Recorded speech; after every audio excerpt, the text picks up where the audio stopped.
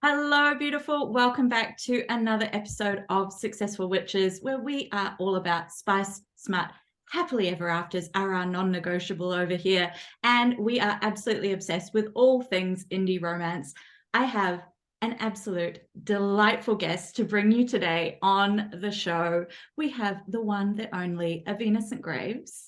Thank you so much for joining us, gorgeous. I am so pleased to have you here. Now, Avina writes dark fantasy worlds with the most chef's kiss, morally grey characters that you will be happily ignoring red flags for, left, right, and centre. I promise you.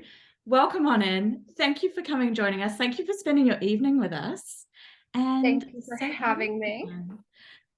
I'm very excited to be here. It's my very first podcast. I've never been invited before. Well, we are absolutely delighted to pop your podcast cherry with you. And we have to take a moment because, as you can see, for those of you watching along with us on YouTube, we have a very special guest with us joining on Avina's end. We have Daddy Pedro himself. Round of applause for Daddy Pedro. He is our muse for today's episode.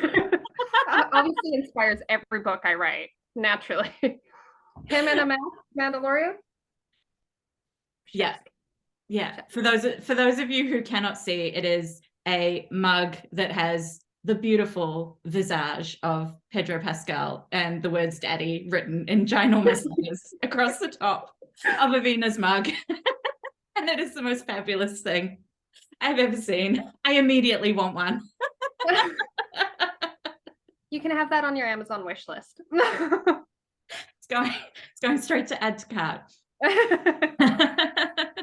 So, my love, I am so excited to talk about your latest book that has come out, Death's Obsession. #obsessed. It is a fucking ride that I inhaled all in one sitting. But before we go there, we have to kind of rewind a little bit. And I am absolutely just wanting to know, how did your indie romance author journey start? Like, tell us all the tea behind the scenes on how you got into doing what you do and writing the beautiful way that you write. Like, give us all the goss. So, unfortunately, it's not a very beautiful story. Lots of authors, they felt inspired. They saw something and they saw this beautiful vision. This is just what happens when mental illness goes untreated. So it's nothing special. It was just mental illness, sitting there coming up with an entire concept, entire world in a single sitting because of a manic episode, and then going, okay, let's write this whole book. And you're not sleeping, you're writing. And then came my very first book under a different pen name. So during that process, I did fall in love with writing. Before then, I've always had a very, very active imagination. Love fantasy, just being able to have this world outside of your world. And then always been a romantic at heart. And to begin with, I wasn't huge on the red flags. But it turns out red is now my favorite color. So we have this progression in life. So I initially started writing fantasy under a different pen name. And then inspiration strikes at the weirdest times, driving, shower, cooking dinner, walking the dogs. It does not have a schedule, right? It does not. You can sit on the bathroom, sit on the toilet, and you're like, oh shit, that'll be a good one. You run to get your notes app from your phone and just write your idea down before it's lost to the void forever. Highly relatable. So that's how all my books have essentially started, or maybe some premise that I thought of, or maybe there's a single line I want to be able to write in a book. Just one sentence that doesn't fit with any of my current work in progresses. So I'll start a whole new work in progress. just so I can say that one line. That was Death's obsession too. It's like, this is the foundation stone upon the rest of my word count is based. You know what that line is for Death's obsession? You look beautiful when you sleep. That's it. That's the whole thing. I came up with Death's obsession from that one line. Oh, I remember this. I vividly remember when I thought of that one line. In my like city, we had this main roundabout that goes from the highway into the like smaller roads. I was turning in that roundabout and I'm like, you look beautiful when you sleep. And I'm like, good idea. It's like, immediately pull over. Don't zap out. Exactly. And I had to repeat it over and over in my head. I'm like, don't forget it, Zion. Don't forget it. We've got that. Oh my God, that's the worst feeling, isn't it? When you're like, your brain is going, I've had this idea, I've had this line, I've had this bit of dialogue. And if you're not in a position to write it down, it's gone. Yeah. You have to get it down before it's lost to the four winds. Yeah, exactly. Yeah. So that's what happened with Death's obsession. And then I just, and before then with all my like fantasy books, I would have, I knew I would always have the main character that is a main character, true and true. That's like the entire world revolves around her, because I felt like the entire world revolves around me sometimes. So I was like, why don't we have a character like that? Yeah. So that's how my author journey started. I just one manic episode and I never finished. I think strangely enough, I think that is probably almost a lot of authors probably have had a very, very similar experience to that. Like whether it is from undiagnosed mental illness or whether it is just purely that creative urgency that comes through. And as you say, it's like, it does not fucking quit, right? Like it is like, you are going to write this book in a whirlwind of, you don't have a choice. Yeah. It's like, this is coming through whether you are ready or not. That happened with my first book. It was a novella and I wrote it in 2 weeks, and it was just the most crazy experience because I was in the middle of writing what I thought was going to be the first book in my series. Turns out it was book number 2, because book number 1 came in and was like, you are writing me right now. How many words? What did that one end up being? It's short. It's probably similar length to Death's Obsession. Like I think ended up being around like 80,000 words, I think, something like that. That's not short. Oh. That is not short. Oh, no. Sorry. I'm thinking of different book. I think about 45 was that one. Okay. Yeah. Oh, so my brain's not computing at this time of night. It's like, which book are you talking about right now? Yeah. Yeah. I think for my very first book, on top of working full time, it was about 80,000 words in 3 months. Yeah. But then I'm not sure about you, but years ago, did you ever have the Wattpad phase? The Wattpad writing phase? No, I think I was like too old for Wattpad. I think I was like predated whatever that was. Okay. But you were missing out. Honestly, Wattpad was gold. Both amazing and traumatizing at the same time. Yeah, it's like, it seems like it's very much where so many people like kind of cut their teeth as like aspiring authors. That was me. That was me. I think I wrote my first thing on Wattpad when I was maybe like 13. Yeah. And then I look at what I wrote now and I vomit a little bit.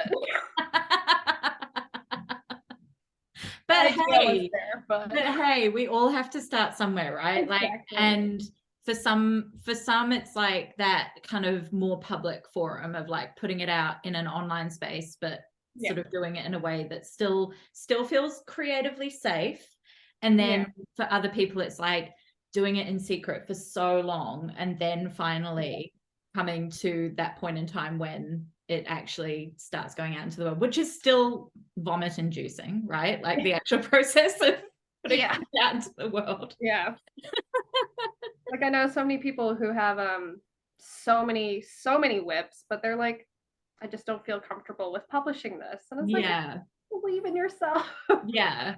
Like you've got to go through the like and really for a lot, the indie author industry, right, is built on, you don't have to wait for the most perfect thing you've ever created. Like you can keep moving forward with things that you're, you know, you get to a point where it's like every piece of art has to have that moment where you let it go, right? And go, this might not be my version of perfect, but what the fuck is perfect anyway? So like, and also I feel like you won't learn or know how to improve without having other people read it.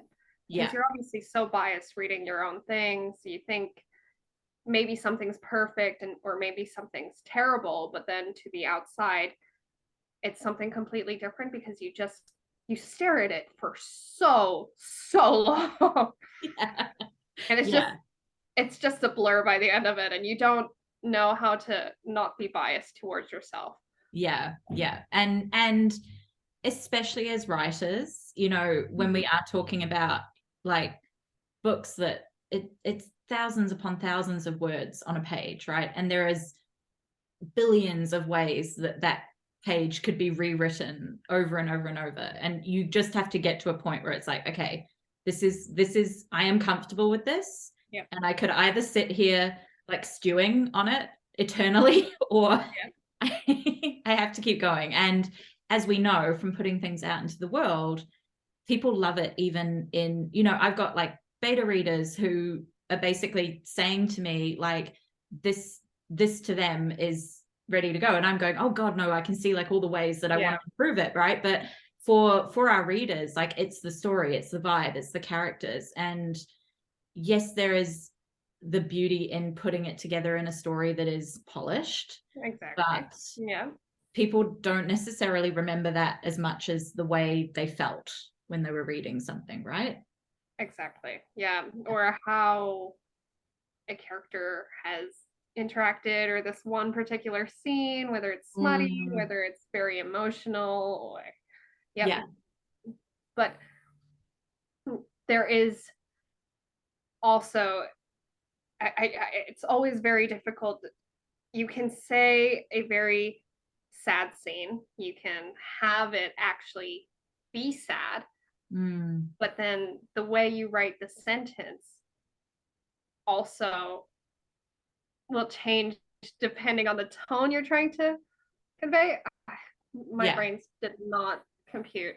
No, I totally know what you mean, because it's not only going to change depending on the tone you use or the energy of even when you sit down to write it, but not only that, but it's how the reader receives it, right? Because you can, as a reader, be in a certain mood and read the same page on 2 different days, and depending on your mood, you are going to process that completely differently. It's why so many people might almost read a book and review it one way, and then on second time round, or if they had read it at another time in their life, the book would have landed completely differently for them. And it's a really, really interesting thing, right? Like I think and it's so unique to being an author. Like I don't know that there are many other comparative things out there. And also being able, you know, reading the same thing twice round, you finally pick up on the little Easter eggs, and you have this whole new appreciation on what the author's done and what you completely missed, and you know, all this foreshadowing. So it's always, I don't know for you, but for readers that have read my own titles more than once, they're like, oh, I noticed you said this is why you said it. I was like, like, yes, she did. And sometimes it's just subconscious, and you're like, oh, I said that. Like, oh, yeah, that was really smart of me to put that in there. I thought that Very, through from the beginning. very intentional. Yeah, I think I had that with my editor with it might have been one of my blurbs or something, and they sent me a little note saying, oh, I love how you've used the word spell in here because it's like paranormal romance, and I was using it in a context of like this will spell misfortune or something along those lines. Oh, Oh, I love the double play of the word spell. I was going, yes, that is exactly right. correct. It's like, thank you, subconscious, for adding that word. Or, you write something and you don't think it's like it kind of sounds weird and you're like, does this even make sense? Whatever, I'll keep writing. And then the betas will just highlight it. They're like, oh my God, quote this, quote this. It's Yeah, like, and you're going, huh? so I'm you pretty sure. understood my thoughts. Yeah. It's like, I'm glad that translated into something. Yeah. Every time. Yeah. It's so fucking good. And I have to say, like, when we're talking about books like Death's Obsession, right? Like your writing in that is so poetic, like through so much of it, because it's a book that deals with not only some very deliciously smutty good times, right? But Yeah. it deals with a lot of heavy subjects. It deals with a lot of trauma. It deals with mental illness. Like, you cover kind of so many layers of things that are very deep topics, but Yeah. I felt like they were dealt with in a way that it felt very beautiful to read. And I don't know how that felt for you writing it on the page. Like, how did that feel kind of going into that for you?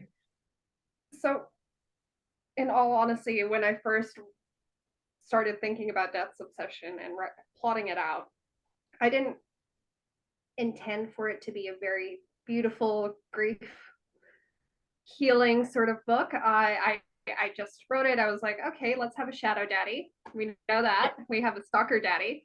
Okay, cool. And then when I started writing, for me, the characters take over. I know where they're going, how they get there. It's the characters for me. And I think obviously Lilith does struggle with depression and anxiety, and she has issues with dissociating randomly. For me, as I wrote her, I sort of touched on my own experiences with those sorts of situations and what I thought in during the time. So I think with Lilith, she had the benefit of hindsight from me, from the author in that sense. So I was able to self-reflect and then have that reflection within Lilith. And I think having Latham there to be very, very romantic, very sway, very hot as fuck. Like, let's just not dance around this. Hot as fuck. Yeah, hot as fuck. Like he. Oh man, okay, that's a different topic. But then I feel like having him there, because he's so poetic, it made her mental illness and her experience with it seem a lot more, I wouldn't say beautiful, but it's more balanced. For example, if Latham were a bit more moody, or if he were a bit more aggressive, I feel like that would have thrown the whole tone of how her thought process and how her experiences are being represented. Yeah, I love that, because he's kind of, I guess, like, we don't want to spoiler the book for anyone who hasn't read it, which, by the way, go, like, as soon as you finish watching this, like, go fucking read this book. But like, it is what it says in the title, Death's Obsession. So we have the faceless man, we have death, like, and he is seeing the beauty in not only Lilith, but he's seeing the beauty in things that are like at its core, like decaying or broken, or, you know, like, so I think that you're right in that it's that beautiful reflection of something that maybe could be very harsh in a different light, but when you are seeing it through the eyes of someone who is seeing it for the beauty in that experience, yeah, it comes through really, like, it comes through so poetically on the page. And it's just like, as I say, I inhaled this book in one go. I think with Latham, or Death, because he is always surrounded by death, he's suddenly seeing Lilith as life and the first soul he's never wanted to take. Sorry, my computer just keeps on beeping. Oh, I lost my train of thought. Yeah, seeing, and it's true that, like, he so I guess to set the scene for those who don't know, the sort of context of the story is that she's in a car crash that claims her twin sister and the twin sister's partner, and Death does not claim Lilith. Death essentially leaves her to continue on with her life and develops a less than healthy obsession. A few red flag inspired tendencies, but a lot of green ones. depending on your color blindness level. So I mean, wouldn't you want somebody to leave you a stack of cash in your handbag? Yeah. I mean, so he Reaper does that. Yeah, he decides to basically become her stalker, shadow, whatever we want to call it. Basically, is this kind of presence in her life that is not only leaving her letters, notes, actual physical gifts, flowers or lilies that do not decay. Like, you know, we've got this very, as you say, it's like this very kind of like gothic romantic vibe going on, which also, like, I'm such a fucking sucker for like gothic romance style books. So like, as soon as we had bits of rolled up parchment with, like, you know, little notes and sonnets and things in them, I was like, oh. Calligraphy. And he's, well, we discover that he's physically there watching her, but she doesn't know that. And it's only kind of after some time, when she pretty much has been told by everyone in her life that she's crazy and that she's imagining it, and it's like gaslighting 101, right? That everyone's telling her crazy. Like, you're imagining this, you're making it up, you are doing this to yourself, like, you bought yourself flowers, etc., etc., etc.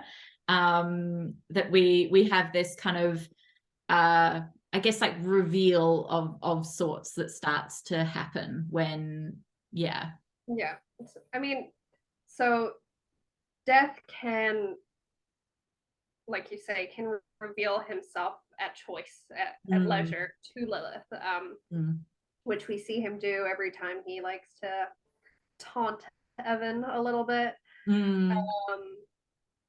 But I guess he's can choose who sees him. But back at the start of the book and at the start of their relationship, going back to what you said about him not wanting to take her soul,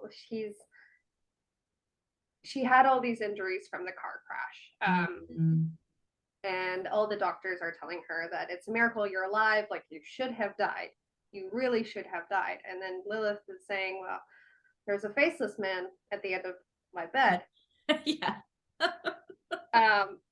There's a guy right there. Like, he left me a flower. It's not dead. Nobody believed her. Gaslighting 101. Piece of shit, Evan. Gaslighting 101. But then that's because her soul kept on wanting to leave. Mm. Latom's just standing there like, nope, you gotta blossom, sweetie. You Yeah. gotta bloom. Yeah. And it's that big theme of like self-healing through the book that is really, really beautiful. But also that we have this kind of she's blossoming, but we also have this blossoming relationship, situationship, whatever we want to call it. shadow daddy comes into I mean, the picture. reverse harem, but not. Yeah. Yeah, we will not spoil the absolute delicious surprise that is Shadow Daddy's like potential. But we have action going on that is beyond just his physical body. Have you seen the not safe for work art? I saw it. I was like, yeah. I got the sketch for it and I was done. I was so done. I was like, you know what? You can stop here. I'm already impressed. Yeah. It's like this is it. This is the peak. It's not getting much better than this. It's perfect. So make sure to go check that out, everybody. If you're not already following along on social media. After you read the book. Yeah, after you read the book, go check out the Not Safe for Work artwork. Yeah. Sometimes I just look at it again. I'm like, damn. Yeah. Where do I procure my own Shadow Daddy? I feel like he would solve all my problems very well. Mental illness gone. Yeah. Don't need to worry about money.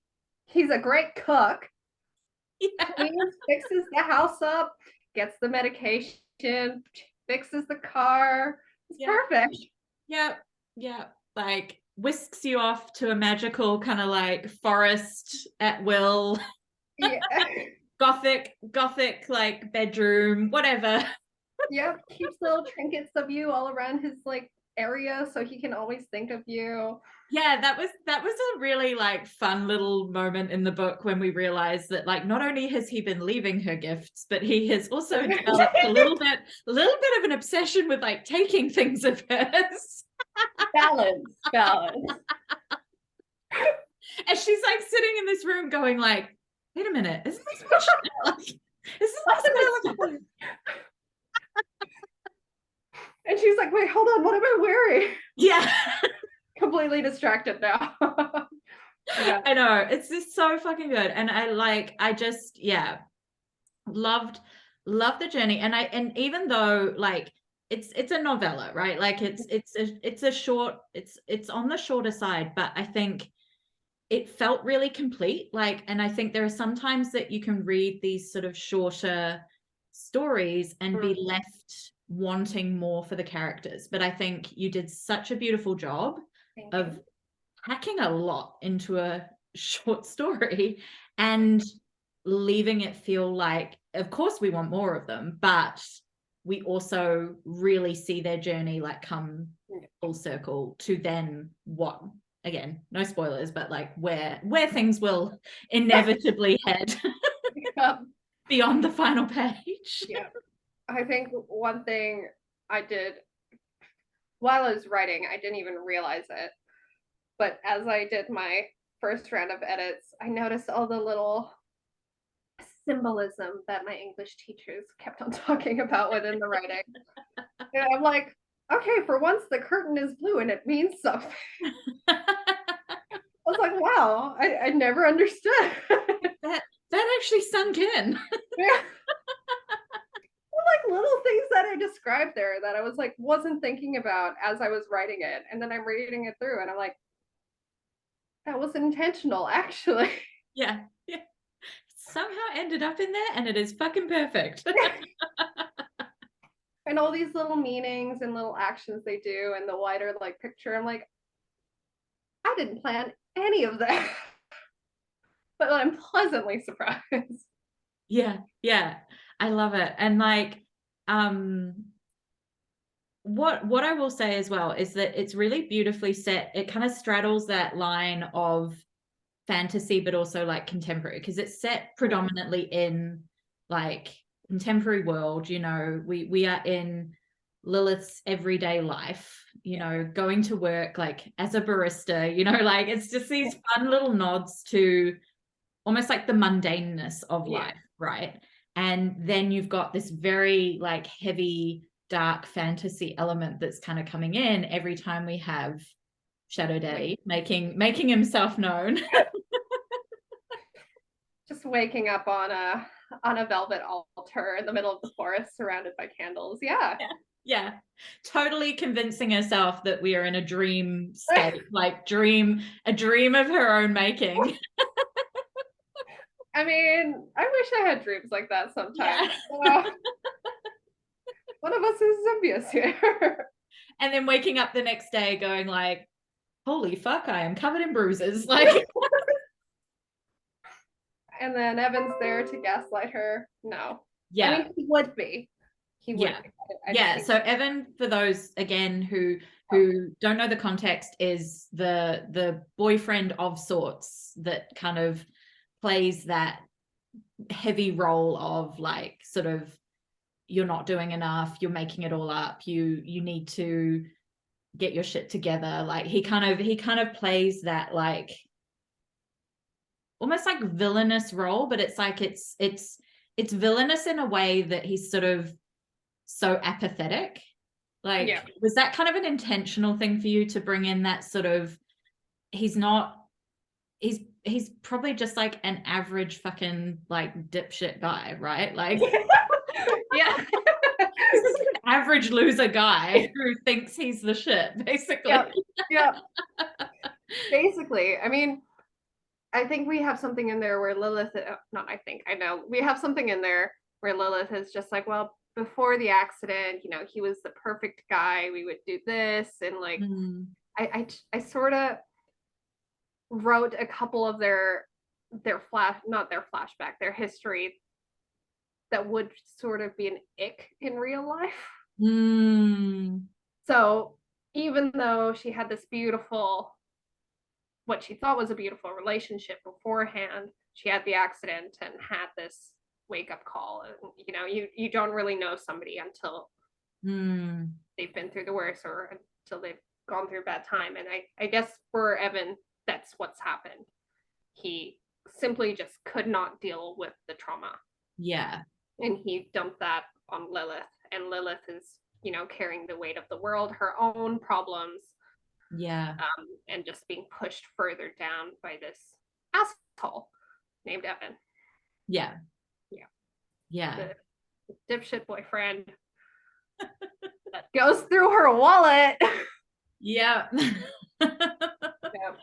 And it's like that beautiful kind of, again, like symbolism, right? That you've got on one hand the drain, essentially, that is like constantly asking of her to give and taking and telling her she's not enough, or that she's not contributing enough, or that she's financially needs to do more, you know, all of these sorts of things. And then on the other hand, you've got this very like giving energy, but ultimately like his death, right? So it's like his purpose is to take. So it's like this really fun kind of like mixture of things going on, right? But I think the interesting with death is he's not really, I mean, he's giving in the sense that it's very material things, but for Lilith, he's not doing much for her other than just being the support, the thing that's keeping her afloat, really, like she says quite a few times, because obviously she's not getting this attention from Evan, she's not getting the support from Evan, but then she's getting both those things very loosely in the form of random flowers and random notes through this person that she can't even see. And I think you're right. It is the fact that he's meant to take souls, and he's giving Lilith things. And it's helping her grow a bit more. I'm trying to think of how to say this without doing any like major spoilers. I know, it's like, how far do we I know. you like, I was like, open no, the door. this is final chapter information. Okay, I'm gonna stop there. Yeah, I think it sums it up really well, that it like he's giving in a way that is pushing her in a direction that she needs to go, but at the same time he is also like literally not there to hold her hand, like in you know, in many senses, and that is kind of a, you know, a source of, I guess, like contention for her, is that she's sort of basically gets really frustrated with that at certain points. She wants the hand holding, but then Beth is like, no girl, you gotta fix your own shit. I'm here, but you gotta fix your own shit. Yeah, by the way, I'm obsessed, but you gotta sort yourself out. I'll just be over there watching you do it though. Yeah, it's like, if only you knew, honey. If only you knew. I did find it really cute when, like, I think it's like towards the start of the book when she basically is like, what the fuck, I've gone from having like these notes on like parchment scrolls to like, he's got my number now, and like there's like these unknown number texts coming through. And she's just like, since when does this guy have technology? Yeah. I think, and I just love that. I love that, because it's like, yeah, he can do whatever the fuck he wants, and like if he wants to suddenly like pop up in her phone, so be it. I appreciate that Latham has a little bit of a sense of humor too. Yeah. It's not huge, but it's very, very subtle, and the small ones I think just hit harder. Yeah. Sage, try again. I mean, it's not really a spoiler, but she, you know, when she first sees this faceless man stalking her, she, you know, Googles and she's like, oh, how do I get rid of this ghost that's haunting me? And she had like garlic, she had like safety pins, which is actually a thing we do in my country. In Indonesia, we put safety pins on our clothes, and when the ghost touches you, it pricks them. So that's where that little reference comes in. And then she runs around the house with like a bundle of sage. The next day, Latham leaves her 3 bundles of sage and a note that says, try again. And I think that was truly beautiful. It is, like you say, it's like taking the sort of broody, like mailman character energy that we so often get, and like the minute we get just like that little peek into the sense of humor is just always like the best moment, right? It's like the classic moment in any romance novel when you've got the mailman character who's like been a grumpy asshole the whole time, and we see them laugh or we see them smile for the first time or whatever. It's like that's the equivalent of like the little smirk kind of moment of like, yeah, try again, honey. Like this shit ain't getting rid of me. Or honestly, the one that I was laughing about as I was typing it, the reference to Ghost Rider at the very end. Oh yeah. Where he's just, you can tell me if it's fact or fiction. Yeah. Why's he gotta contribute? Yeah, no, it's such a good scene, and like you like we will leave it for you to discover it in the book, because it is very well like set up as well, because there is kind of like there's a whole reason why like that one word of like reply is very it's just so beautifully done. In that scene is I've had like people message me and they're like, I can't believe you said that. Like,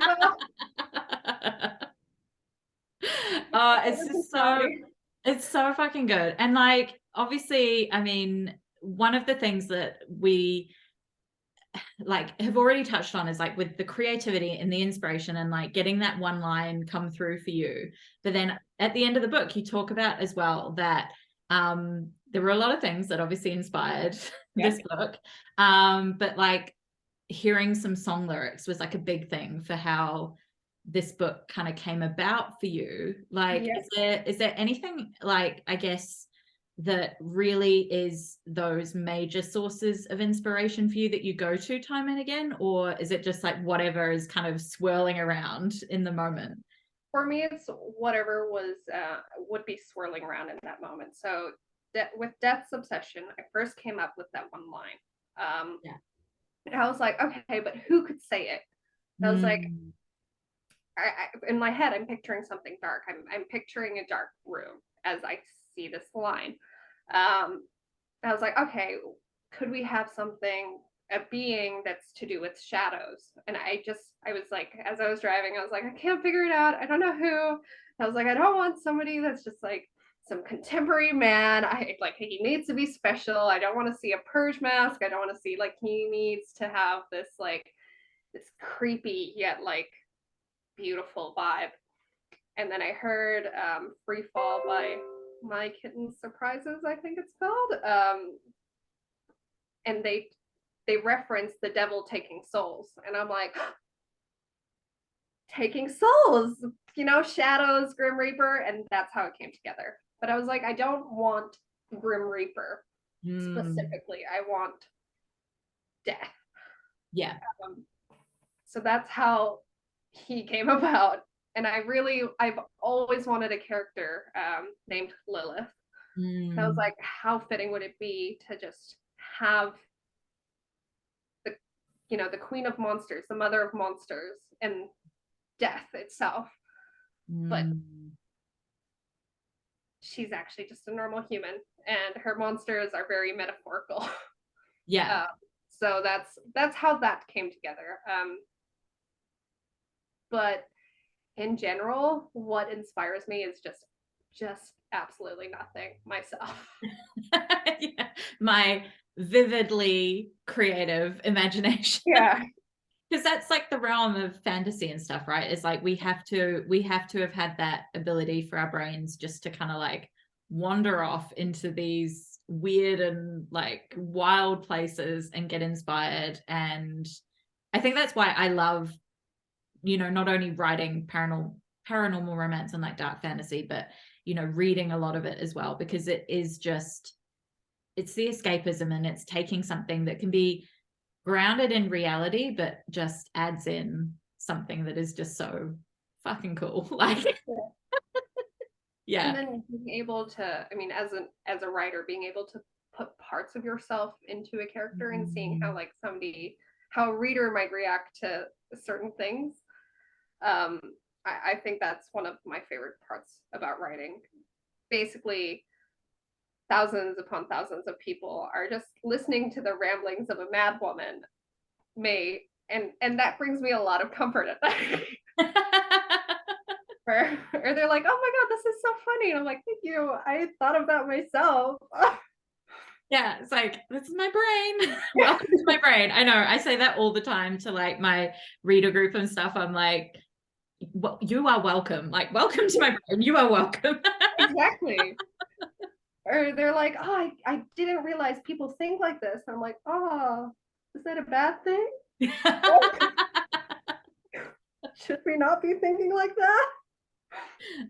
No, I think this, like, if anything, like the whole dark, like anything that goes into the dark genre is just like, especially in indie romance, right, has like opened up that ability for people to just be able to connect on stuff that it's like, yeah, like there is a lot of stuff that like mainstream books published like over the decades, like, hasn't touched on because it's not been considered widespread enough, or that there's been enough interest. But I think like the rise of indie authors and like the success of indie romances particularly has shown that, yeah, like people connect to and relate to these characters. Like they can be in the most like fucked up, weird, wildly imaginative settings, but that allows people to kind of connect on a level that is just so fucking good. Like, and being able to engage the mind and try and picture this, like you said, this weirdly fucked up setting that you would never have imagined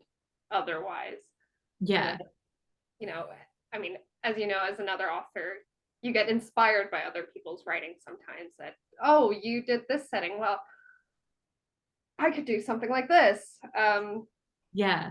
Or it like sparks something that you're like, oh yeah, I always had pictured that. And now that you've seen the way somebody else has done it, it almost like helps your own to kind of distill down. Like, and it's your own way and it's your own version of it, but it just like helps some of those pieces to slot into place. Like, and I think any types of art or creative expression is going to do that for different people, right? Like, and in your case, like it was hearing some song lyrics like helped things to start slotting into place, and for others it might be seeing pictures, or like, I don't know about you, but like Pinterest is always a really great source of inspiration for me, that visually like seeing things suddenly like takes what my brain has been trying to like bring together and just kind of puts it into a package that I'm like, oh yes, okay, now I can sort of like, really interesting.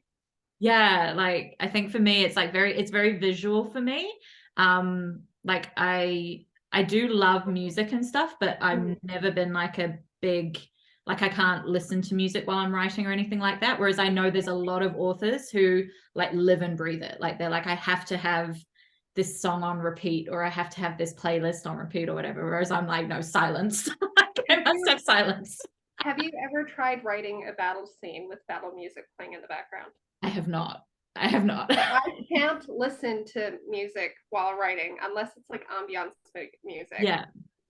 Such as battle music while writing a battle scene. I was sweating, I was typing, I was like sitting in the sun, I was like, Jesus Christ. Yeah. Yeah. So I recommend it. Try it out. I'm definitely going to try that. Like, yeah. I feel like you can like visualize yourself like swinging your sword around and like really getting in there. For fantasy, for sure. Like, if you have a tavern scene, there's tavern music. Yeah. And you just get really in the zone. You are the character right now, listening to that random shit in the background. Yeah. I love it. I love it so much. And like, this is the thing, right? Is we get to experiment with all the different ways that we can do it. And obviously in your worlds, it just translates so fucking beautifully on the page. And it is such a pleasure to read.